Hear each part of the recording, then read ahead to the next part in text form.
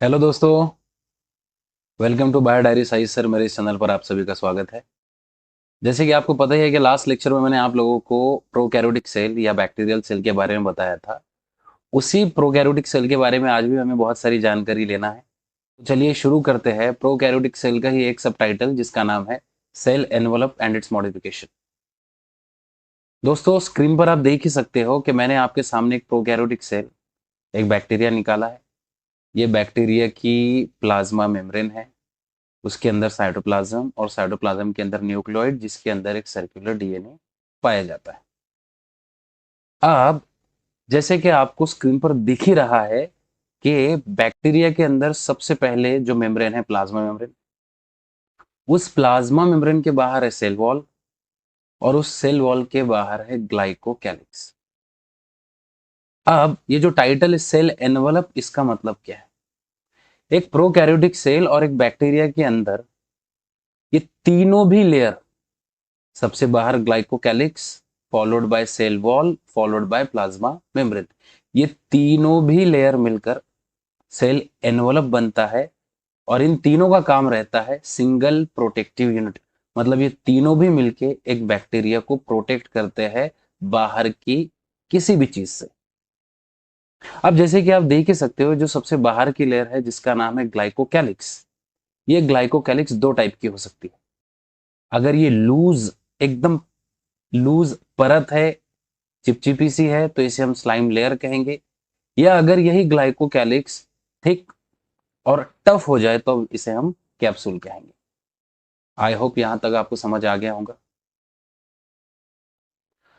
अब जैसे आप देख ही सकते हो कि अगर आप एनसीईआरटी पढ़ोगे तो उसमें एक लाइन है कि on the basis of differences in cell envelope and respond to the staining procedure develop by Gram. अब इस लाइन का मीनिंग मैं आपको बता देता हूं कि सेल एनवलप के डिफरेंसेस के अनुसार और respond to the staining procedure develop by the Gram. अब थोड़ा सा इसके बारे में आपको जानकारी दे देता हूं।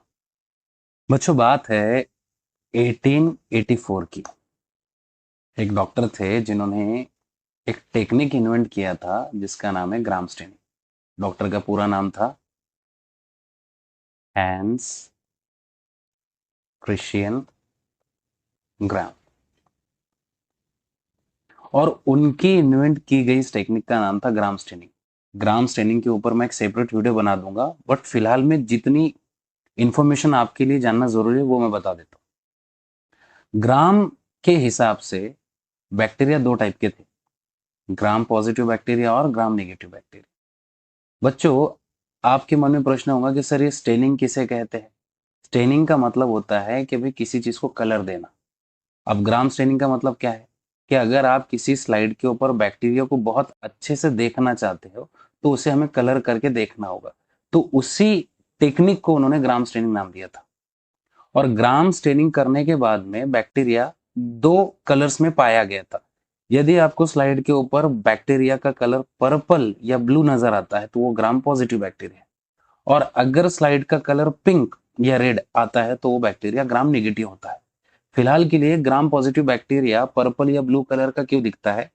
तो एक कलर होता है, एक स्टेन होता है जिस कलर का नाम है क्रिस्टल वायलेट। अगर मैं किसी स्लाइड के ऊपर क्रिस्टल वायलेट कलर डालता हूं और उस स्लाइड के ऊपर बैक्टीरिया है, तो फिर होगा यूं कि ये क्रिस्टल वायलेट कलर इस बैक्टीरिया के सेल वॉल के अंदर जाके बैठ जाएगा। अब आप देख सकते हो कि जो ग्राम पॉजिटिव बैक्टीरिया होता है उसकी सेल वॉल बड़ी थिक है, बहुत सारी लेयर से सेल वॉल की। और सेल वॉल बनती किससे? इनकी पेप्टिडोग्लाइकन से। तो पेप्टिडोग्लाइकन क्या करेगा, इस क्रिस्टल वायलेट को अपने अंदर एब्जॉर्ब कर लेगा, ठीक है, और निकलने नहीं देगा, जिसके कारण उनका कलर हो जाता है पर्पल या ब्लू। और इसलिए हम इन्हें ग्राम पॉजिटिव कहते हैं। अब ग्राम नेगेटिव में क्या होता है कि आप देख सकते हो यहाँ पे कि ग्राम नेगेटिव बैक्टीरिया जो है उसकी सेल वॉल बड़ी पतली सी है, थिन लेयर है। और उसके बाहर एक लाइपोपॉलीसैकेराइड का भी एक एक्स्ट्रा लेयर आ गया। अब होता कुछ यूं है कि ये क्रिस्टल वायलेट कलर जो होता है पेप्टिडोग्लाइकन में जाता जरूर है, पर जब आप इन बैक्टीरिया को दोनों को जब आप वॉश कर लेते हो अल्कोहल से, तो ग्राम पॉजिटिव का वो कलर निकल नहीं पाता, जबकि ग्राम नेगेटिव का वो कलर निकल जाता है। क्योंकि दो बातें हैं, यहाँ पर आपको पतली सी सेल वॉल भी नजर आ रही है और सेल वॉल के बाहर लाइपोपॉलीसैकेराइड का भी एक एक्स्ट्रा लेयर है। और फिर लास्ट में जब आप उसको अल्कोहल से वॉश कर लोगे, तब आप लास्ट में ग्राम नेगेटिव के लिए एक और एक्स्ट्रा स्टेन डालते हो, सैफरनिन। और सैफरनिन का कलर डालने के बाद होता कुछ यूं है कि इन बैक्टीरिया का कलर पिंक और रेड हो जाता है। तो फाइनली आपको पता चल गया होंगे कि ग्राम पॉजिटिव जिनकी सेल वॉल थिक है, और ग्राम नेगेटिव जिनकी सेल वॉल बड़ी पतली सी है और उनके पास में लाइपोपॉलीसैकेराइड का लेयर है।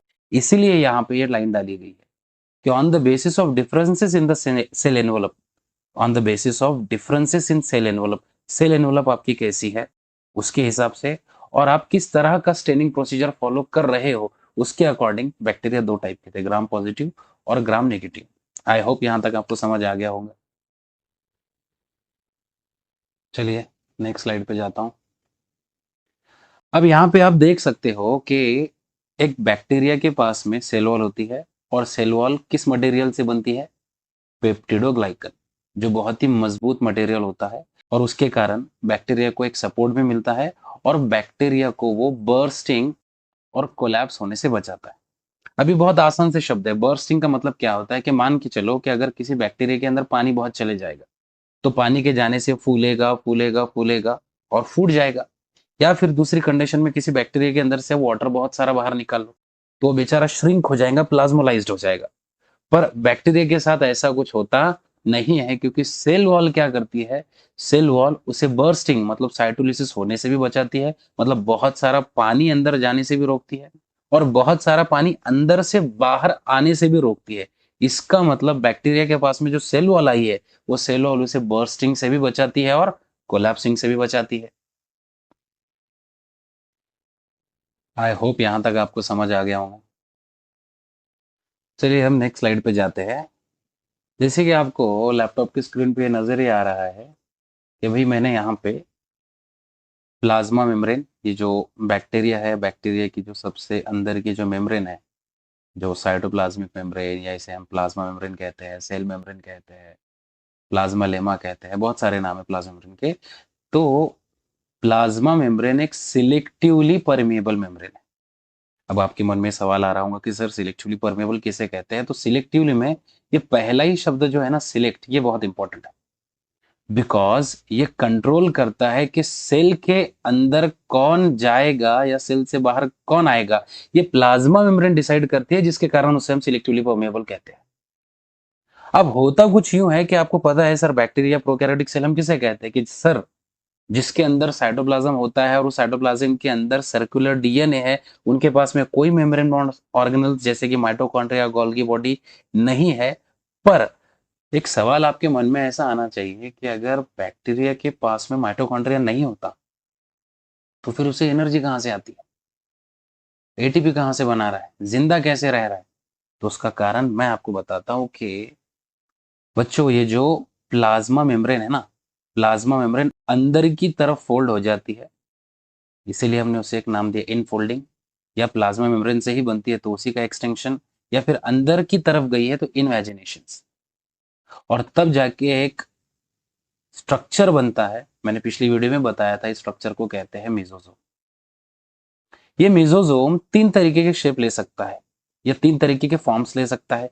या तो इस तरह से शेप ले लेगा, लैमेला बन जाएगा, या फिर सर्कुलर शेप ले लेगा, वेसिकल्स बन जाएगा, या फिर ट्यूब जैसे ट्यूब्यूल्स का शेप ले लेगा। मतलब मेसोजोम्स एक तरीके की इनफोल्डिंग है प्लाज्मा मेम्ब्रेन की, और वो लैमेला, वेसिकल्स या ट्यूब्यूल्स इनके फॉर्म में रह सकता है। अब आपके मन में सवाल आ रहा होगा, सर ये मेसोजोम करता क्या है? तो मेसोजोम के बहुत सारे काम है, जिसमें से सबसे पहला है कि मेसोजोम ही है जो बैक्टीरिया को सेल वॉल बना के देगा। मेसोजोम ही है जो डीएनए रेप्लिकेशन, मतलब इस डीएनए की कॉपी बना के देगा या उसमें मदद करेगा आगे जाके। ओके, मतलब डीएनए रेप्लिकेशन में उसको हेल्प करेगा। और मेसोजोम का काम है बैक्टीरिया को सेल डिवीजन में मदद करना। फिर चौथा उसका काम होता है, अब थोड़ा सा ये जो चौथा फंक्शन है ना, इसको मैं थोड़ा आपको डीपली समझा देता हूँ। जैसे कि आपको पता है बैक्टीरिया के पास में माइटोकॉन्ड्रिया नहीं है, पर एनर्जी तो उसको भी बनाना है, एटीपी उसी को भी बनाना है जिंदा रहने के लिए। तो क्या होता है, ये मेसोजोम्स करते हैं रेस्पिरेशन। ओके, मतलब रेस्पिरेशन का मतलब होता है एटीपी बनाना। अब जैसे कि आप देख सकते हो कि कहीं ना कहीं मेसोजोम की वजह से इस बैक्टीरिया का सरफेस एरिया बहुत बढ़ गया, वरना इतना सारा इतनी कम जगह में तो ना आता, इसीलिए कहीं ना कहीं इस इन फोल्डिंग्स की वजह से उसका सरफेस एरिया बढ़ गया। सरफेस एरिया बढ़ गया तो उसके अंदर के एंजाइम्स की क्वांटिटी बढ़ जाएंगी, एंजाइम्स बढ़ जाएंगे तो अच्छे से रेस्पिरेशन कर पाएगा, अच्छे से एटीपी बना पाएगा।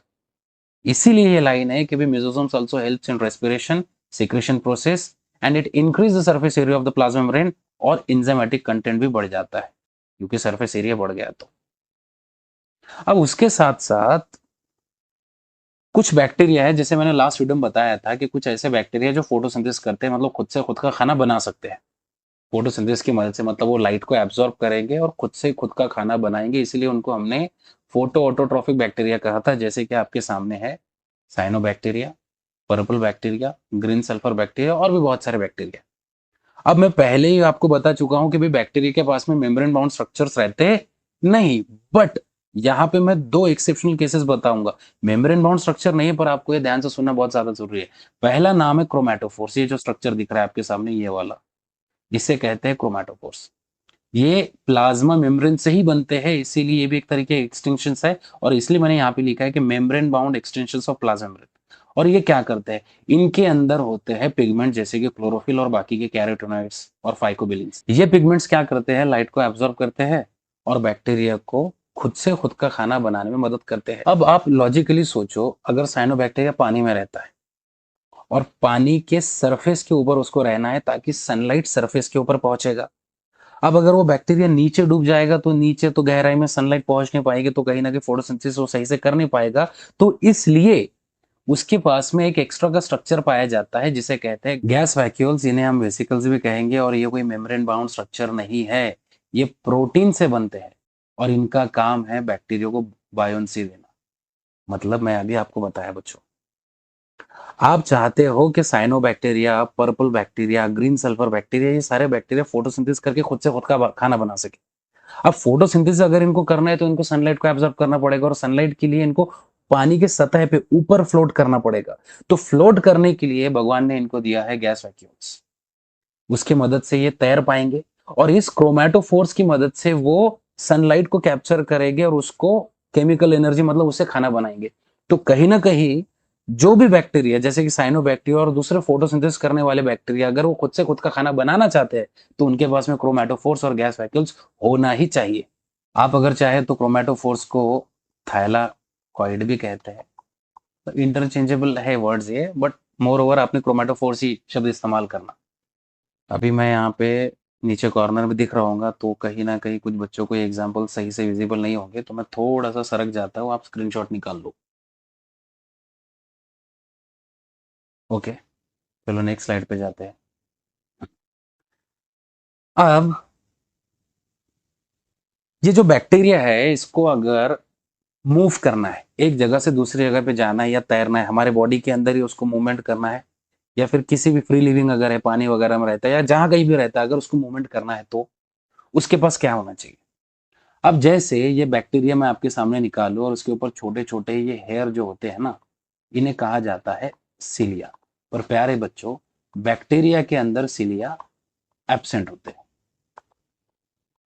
तो किसी भी बैक्टीरिया के अंदर सीलिया नहीं होता, तो फिर उसको अगर मूवमेंट करना है, उसको एक जगह से दूसरी जगह जाना है, तो उसके पास में क्या होता है, तो उसके पास में होती है फ्लैजेलम। एक को फ्लैजेलम कहेंगे, अनेक को फ्लैजेला कहते हैं।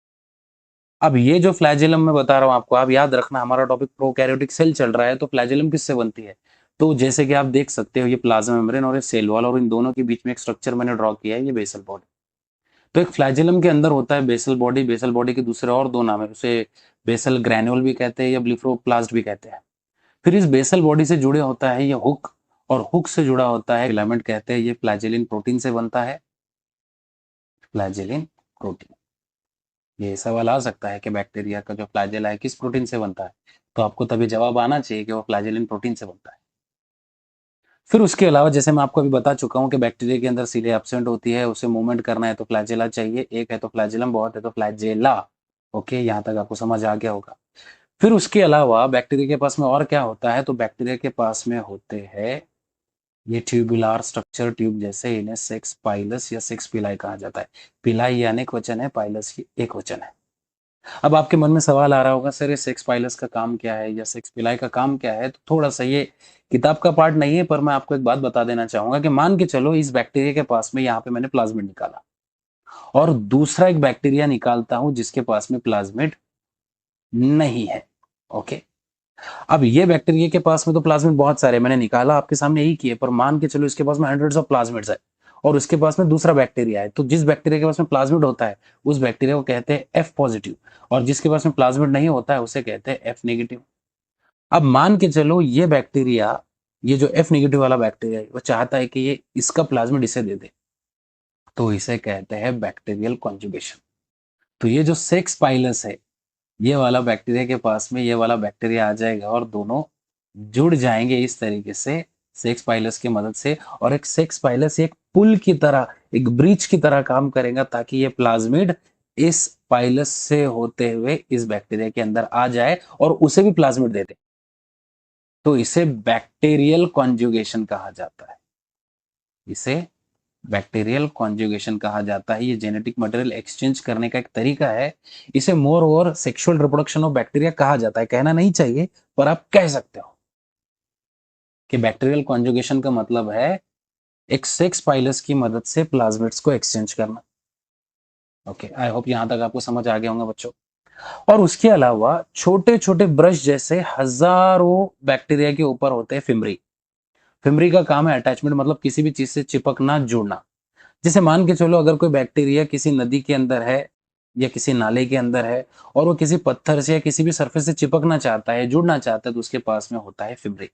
तो फिमरी का काम है अटैचमेंट, जैसे कि किसी भी स्ट्रिम्स में रॉक्स को चिपकना है, या फिर हमारे शरीर में अगर कोई बैक्टीरिया आ गया और हमारे किसी भी टिश्यू से उसे चिपकना है, होस्ट के टिश्यू, होस्ट मतलब हम मतलब जैसे कि जब बैक्टीरिया एज ए पैरासिट किसी के भी बॉडी पर रहेगा, चाहे वो जानवर हो, चाहे वो पेड़ रहो, चाहे वो हम रहो, तो हम हो जाएंगे होस्ट। तो अगर वो बैक्टीरिया हमारे किसी भी पार्ट में, जैसे इंटेस्टाइन में, अगर मेरे इंटेस्टाइन में कोई बैक्टीरिया रहना चाहता है और उसे उसी जगह पे चिपक कर रहना है, तो फिर उससे फिमरी की मदद से वो हमारे बॉडी के अंदर चिपक जाएगा।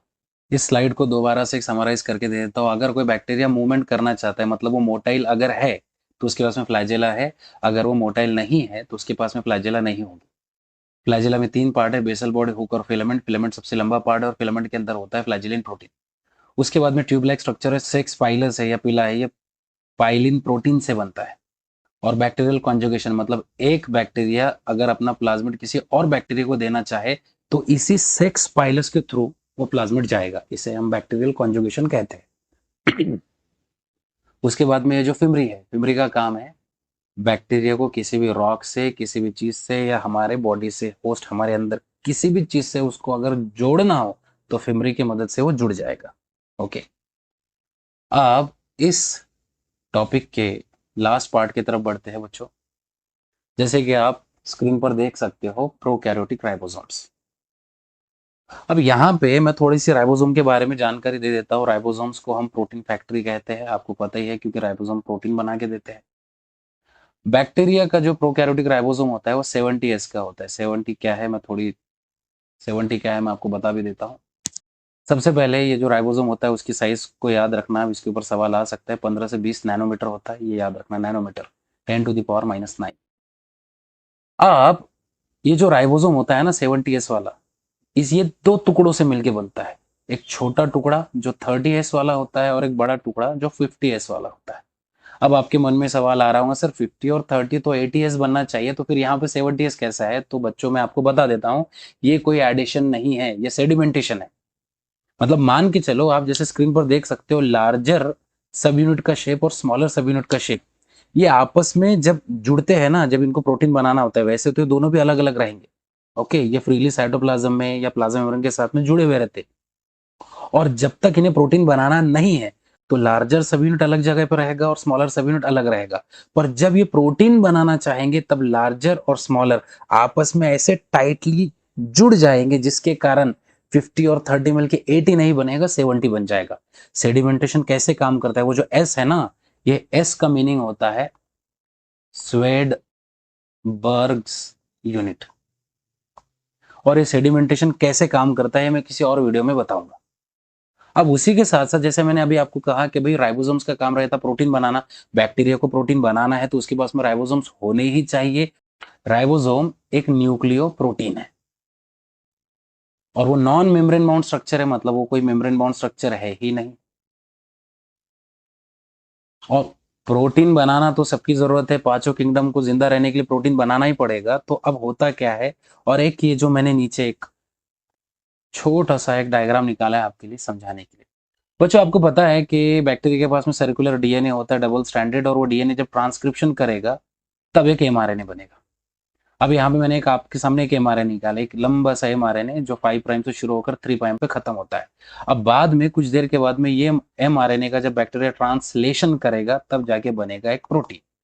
ओके, अब होता क्या है, कम टाइम में बैक्टीरिया को बहुत सारा प्रोटीन बनाना होता है। तो मान कर चलो एक ही राइबोसोम अगर होता, मतलब ये लार्जर सब यूनिट और स्मॉलर सब यूनिट जब ये जुड़ जाते हैं तब ये 70s राइबोसोम बनाते हैं। अब एक अगर 70s राइबोसोम रहेगा तो फिर प्रोटीन जल्दी से बनेगा क्या? तो नहीं। तो इसीलिए जब एक एमआरएनए के ऊपर फास्ट प्रोटीन बनाने के लिए कई सारे मल्टीपल राइबोसोम जुड़ जाते हैं, तब उस दशा को, उस कंडीशन को पॉलीराइबोसोम या पॉलीसोम कहते हैं। दोबारा बता देता हूं कि जब एक आरएनए के ऊपर कई सारे राइबोसोम्स मिलकर फास्ट में बैक्टीरिया को प्रोटीन बनाने में मदद करे, तब उस कंडीशन को पॉलीराइबोसोम या पॉलीसोम कहते हैं। और वैसे भी पॉली का मतलब एक से ज्यादा होता है, और राइबोसोम मतलब एक एमआरएनए के ऊपर कई सारे राइबोसोम, इसे हम पॉलीसोम या पॉलीराइबोसोम कहते हैं।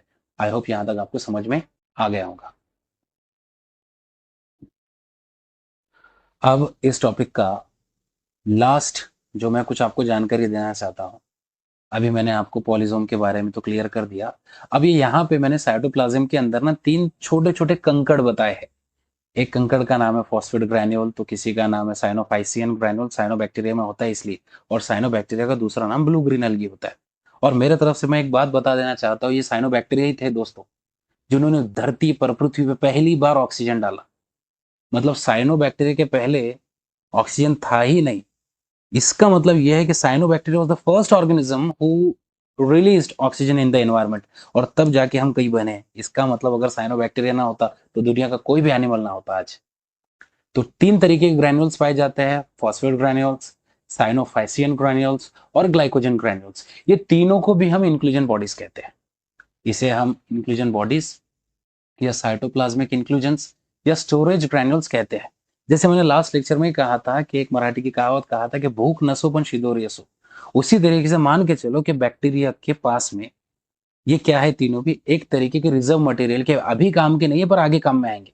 इन शॉर्ट, स्टोरिंग एक्सेस न्यूट्रिएंट, कुछ ज्यादा के न्यूट्रिएंट स्टोर करके रख लो, कुछ ज्यादा की एनर्जी अभी स्टोर करके रख लो, ताकि अभी तो काम नहीं है पर जब कभी जरूरत होगी, जब भी हमें सर्वाइवल के लिए इन चीजों की जरूरत होगी तब हम इनको इस्तेमाल कर लेंगे। इसीलिए मैंने क्या बोला था कि भाई जैसे हम मान के चलो बैंक में पैसे जमा कर रहे हैं, हमको पता है कि भाई अभी इसकी जरूरत नहीं है पर कल को कभी तबीयत खराब हो गई, हॉस्पिटल इमरजेंसी आ गई, तो वही पैसे हम निकाल कर उसको फिर हमारी तबीयत के लिए इस्तेमाल करेंगे। तो उसी तरीके से इंक्लूजन बॉडीज या साइटोप्लाज्मिक इंक्लूजन या स्टोरेज ग्रैन्यूल्स क्या होते हैं कि भाई ये ऐसे ग्रैन्यूल्स है कि जिसका सेल को अभी काम नहीं है पर आगे जाके ये काम आएंगे उसके सर्वाइवल के लिए। दोस्तों आशा करता हूँ कि मैंने आज जितना भी समझाया आप लोगों को समझ आया होगा। अगर आपको कोई भी डाउट फिर भी इतना सब समझाने के बाद में आता है तो प्लीज कमेंट सेक्शन में बता देना, मैं उसका वहां पे जवाब दे दूंगा। और अगर आपको ये वीडियो इन्फॉर्मेटिव लगा हो, आपको कुछ सीखने को मिला हो, तो प्लीज आपके दोस्तों में शेयर करें, हमारे चैनल को सब्सक्राइब करें, वीडियो को लाइक करें। अच्छा बुरा जो भी कमेंट करना है आप कर सकते हैं, कोई मसला नहीं है। और मिलते हैं अगले वीडियो में। Thank you.